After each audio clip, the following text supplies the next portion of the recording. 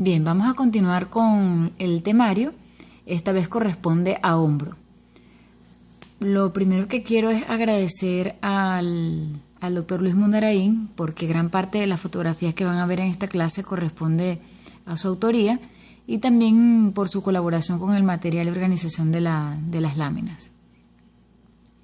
Cuando hablamos de hombro, en realidad nos estamos refiriendo a un complejo que está formado por 4 articulaciones. 3 articulaciones que son verdaderas y una articulación que es falsa. La primera es la articulación glenohumeral. La articulación glenohumeral es la que está formada por el húmero y la cavidad glenoidea de la escápula. Tenemos la articulación acromioclavicular, que está formada por el acromion, que es parte de la escápula, y la clavícula. Tenemos a la articulación esternoclavicular, que está formada por el esternón y la clavícula. Y tenemos una falsa articulación, que es la articulación escapulotorácica, que está formada por la escápula y por la pared torácica. En realidad, aunque una articulación falsa, funcionalmente se comporta como tal. La articulación glenohumeral es una enartrosis. Es una articulación que tiene muchísimos movimientos en todos los planos, es la articulación más móvil del cuerpo. También tenemos la articulación acromioclavicular, que es una diartrosis, una diartrosis que permite solo movimiento en 2 planos, es una articulación plana. Tenemos la articulación esternoclavicular, que es una diartrosis también, pero en silla de montar, permite movimiento en sentido antero-posterior. Y tenemos la falsa articulación, como les comentaba, que es la articulación escapulotorácica, que no es una verdadera articulación, pero funcionalmente trabaja como tal, al deslizar a la escápula sobre la pared torácica. Aquí podemos ver una imagen radiológica del hombro en rotación externa, en donde vemos lo que es la cabeza del húmero, la cavidad glenoidea. Fíjense que del húmero solamente aproximadamente 1/3 de ese húmero es que se pone en contacto con la cabeza humeral. Tenemos aquí algunas otras estructuras importantes de reconocer, como por ejemplo la espina de la escápula, terminando en el acromio. Tenemos a la clavícula y esta es un punto anatómico importante, que es la apófisis coracoides. Aquí vemos la visión anterior de la escápula. En esta visión anterior podemos ver ciertas estructuras de importancia. Fíjense que aquí estamos viendo a la escápula del lado izquierdo, porque la cavidad glenoidea está hacia la parte de afuera. Aquí podemos ver el final de la espina de la escápula, que es el acromio, la apófisis coracoide, la escotadura subescapular, por donde pasa el nervio que recibe el mismo nombre. Todo esto es la fosa subescapular, en donde se origina el músculo que lleva ese mismo nombre. Aquí vemos una visión lateral de la escápula y nos permite diferenciar a dos regiones en la parte posterior, que la divide a su vez la espina de la escápula. Una parte superior, que sería esta que vemos en esta visión posterior, que sería la fosa supraespinosa, y una parte inferior, que sería la fosa infraespinosa, donde se originan los músculos que llevan esos mismos nombres, el músculo supraespinoso y el músculo infraespinoso. Este es de vital importancia, porque cuando entendamos la patología del hombro necesitamos saber estos aspectos anatómicos relevantes.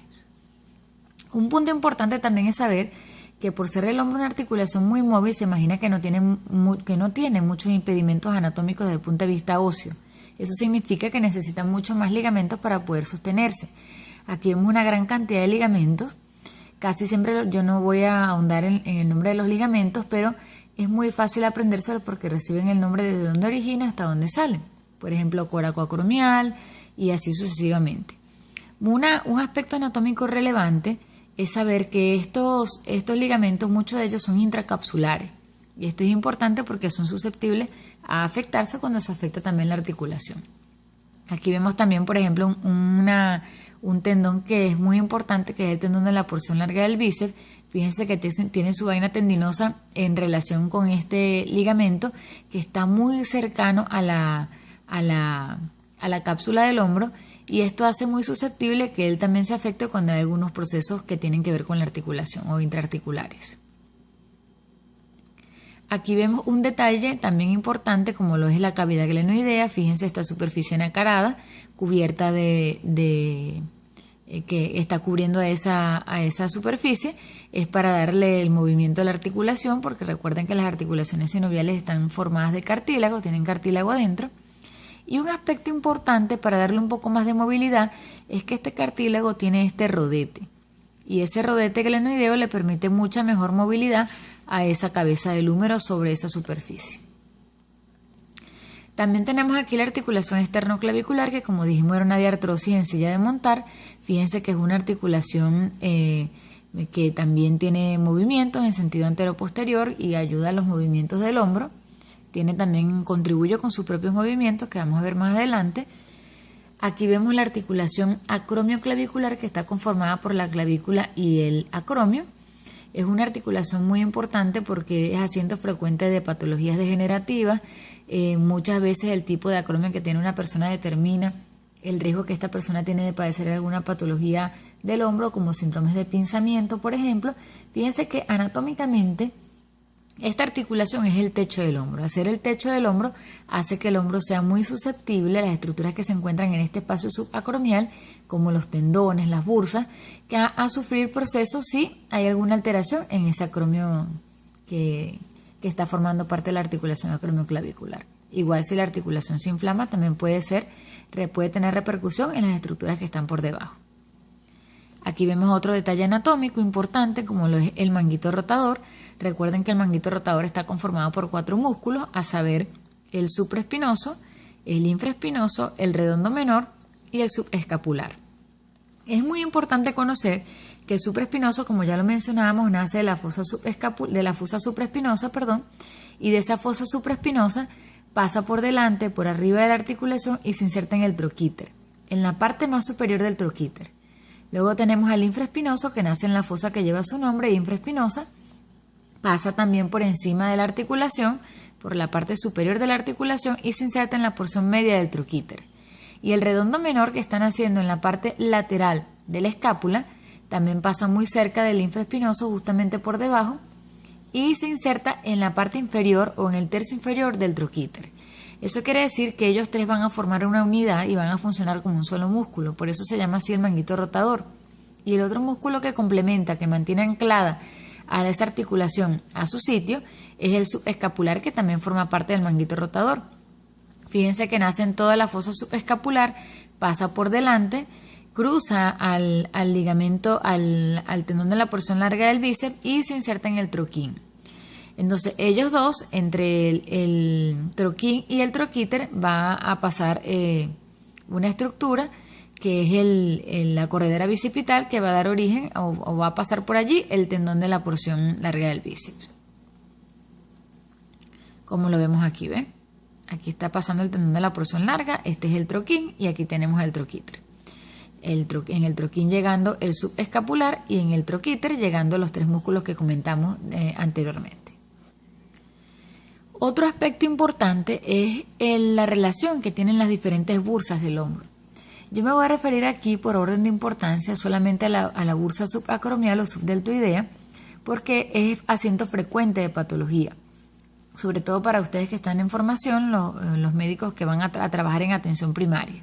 Entonces, cuando nosotros hablamos de patología, fíjense que cuando una persona presenta, por ejemplo, una bursitis, esa persona va a tener un compromiso que va a abarcar a todos los movimientos del hombro, porque si se fijan, la bursitis subacromial o subdeltoidea va a abarcar a todo lo que es el espesor, la parte superior, anterior y posterior del hombro.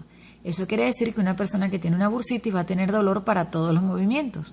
Entonces, es por eso que es importante conocer algunos aspectos anatómicos antes de ir a la patología. Otro aspecto importante es conocer los músculos. Existen muchos otros músculos que tienen relación con la movilidad del hombro. Unos músculos muy importantes es el dorsal ancho, los trapecios, los pectorales, mayor y menor, que son relevantes de repasar para que podamos entender los movimientos del hombro. ¿Cuáles son los aspectos que tenemos que averiguar cuando investigamos acerca del hombro? Lo primero es con respecto al interrogatorio. Debemos preguntar si ha habido algún antecedente traumático, desde cuándo comenzó el dolor, cómo fue el agudo, cómo fue el inicio del dolor, si fue agudo, si fue insidioso, si fue de un poco más lento. ¿Cuál es el curso del dolor? Si es intermitente, si es continuo, si es progresivo, cuáles son los atenuantes, los exacerbantes, lo que lo desencadena. el horario en que ocurre el dolor, porque hay algunos tipos de dolor de hombro que son más frecuentes en algunos horarios específicos.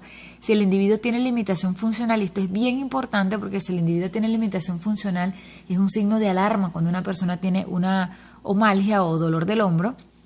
Hay que preguntar si hay concomitantes, hay que preguntar si hay síntomas en cuello o en los miembros superiores, porque recuerden que nunca podemos evaluar el hombro si no examinamos también la región cervical, porque muchas de las cosas que ocurren en el hombro tienen que ver con patologías cervicales. Hay que preguntar sobre antecedentes reumáticos y también sobre tratamiento previo que haya recibido el paciente.